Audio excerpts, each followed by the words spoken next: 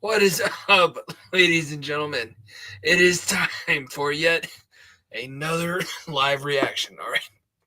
Thank you very much for tuning in. Happy New Year's, everybody. We are about an hour and a half away. Excuse me, 2.5 hours away from the ball dropping, and we're starting 2025.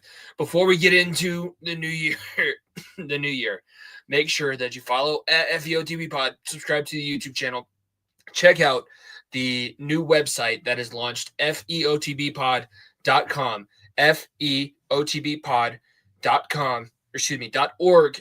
Damn it, I knew I was going to screw that up. feotb.org,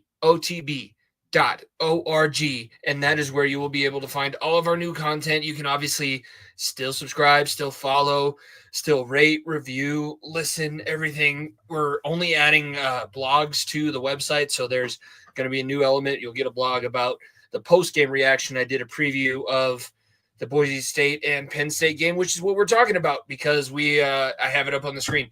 The Verbo Fiesta Bowl takes place.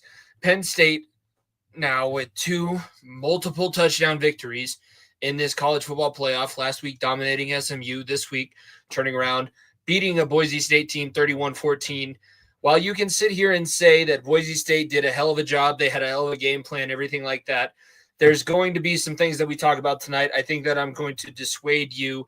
Obviously, there needs to be a lot of overhaul in this college football playoff selection system because you cannot tell me that Boise State deserved to have a bye more than any of the other four teams that lost in last week's round of the playoffs. Whether or not they have a home game, I don't know, but I'm just going to sit here and say that for 100% fact.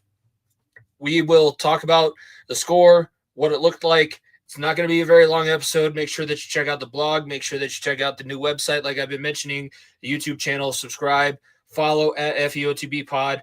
I'll be back probably not tomorrow, but the following day. So on January 2nd, 2025, you will be getting episode 213 of the Far End of the Bench podcast with Nico Bryant and myself. But getting this done really quickly, we got a family game of Uno going on upstairs. I've already dominated music trivia, everything like that.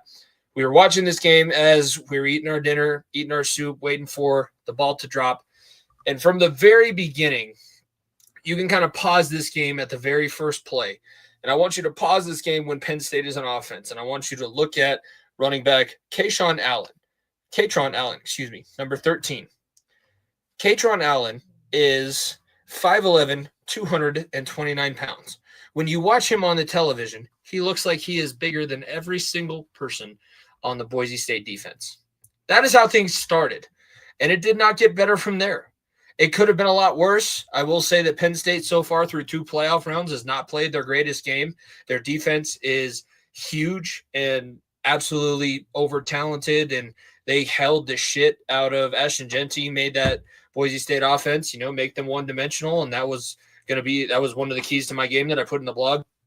There's a lot that's going on that was more beneficial to this Boise State team, the Penn State team over Boise State. I think that it was from the very get-go, it was going to be way too much. There's going to be way too much that was coming at them. They did not have the stamina. They did not have the wherewithal.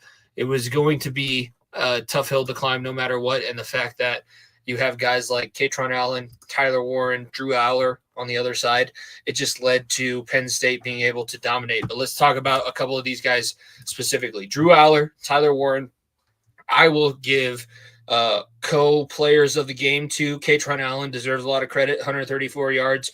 Nicholas Singleton, also number 10, adding 87 onto the total, a lot of that in garbage time. 216 yards total rushing for the Nittany Lions. But Drew Aller, 13 to 25, 171 yards, 3 touchdowns, no interceptions, no turnovers, except for that one mishandled handoff. I don't know what you want to call that. It was a fumble, but it was a zone read, so I don't know whose fault that was exactly. Then in the receiving sphere, Tyler Warren, number 44, the guy who threw a touchdown, caught a touchdown, snapped the ball on the touchdown in the USC game earlier this year when we were talking about James Franklin and this Penn State Nittany Lions team. Number 44, Tyler Warren, might be the X factor that pushes this Penn State team past even next week. Remember, now that Penn State has the first victory of the quarterfinals. They await the winner of tomorrow's matchup between Georgia and Notre Dame. I believe that's the first game of the entire slate, so we're going to know really quickly who's going to take on this team. But number 44, Tyler Warren for Penn State, is damn near unguardable. 6 receptions, 63 yards, 2 touchdowns. Anytime that you're in the red zone as a Penn State Nittany Lion, you know exactly who you're looking for first. And if you don't throw it to 44, you have 10, you have 13, you have Drew Aller able to make plays in the backfield. Last thing that I'll mention before I get off and enjoy the rest of New Year's Eve and spend time with some family. Ashton Jeanty, what happened? I thought you were supposed to win the Heisman Trophy. I thought you were going to show everybody why the trophy should have gone to you today. You were going to win this game single-handedly. God knows Madsen wasn't going to win it for you. And whoever the hell, I don't even know a receiver, a tight end, anybody else besides Madsen and Ashton Jeanty on this Boise State team. And damn it, 30 carries, 104 yards. You might as well just stop running the ball at that point. That's a terrible average. It was not going to work from the very beginning. We knew this. When you play a team that can match up with you talent for talent outside of the Mountain West, you lose. You struggle. You keep it somewhat respectable, but you lose. This is what you did to Oregon. This is what you normally do. You have the random bowl win every now and then, but there's a reason you have never been in the true college football playoff proper, whether it was the 4-team or the 12-team. Remember, it wasn't necessarily guaranteed that it was going to be a Power 5 conference champion that made it into the 14 playoff. Boise State was sniffing around 8 or 10 almost every goddamn year, it seems like. And they never made it. And this is the reason why. There needs to be a change. There needs to be some sort of fix. There needs to be something different of how we select these teams to go to the Division I college football playoffs. I'll talk a little bit more about this. We'll talk about the games tomorrow after everything wraps up. Enjoy your new year. Hopefully 2025 brings you nothing but happiness, joy, success, good health, everything for your families. I hope that you're enjoying your New Year's Eve right now. I'm going to get back to my celebration. So I appreciate everybody tuning in. feotbpod.org is the new website. That's where all of the audio platforms, the YouTube videos, everything that we put out is going to be placed and housed. So make sure that you bookmark that website. Follow us on social media at FEOTBpod. Subscribe to the YouTube channel. 2024 was our biggest year to date. Nico and I are looking to take this thing to a whole new level in 2025. So with that, the last piece of content for the far end of the bench that you will see in the year 2024, Verbo Fiesta Bowl ends. Penn State, Nittany Lions, 31.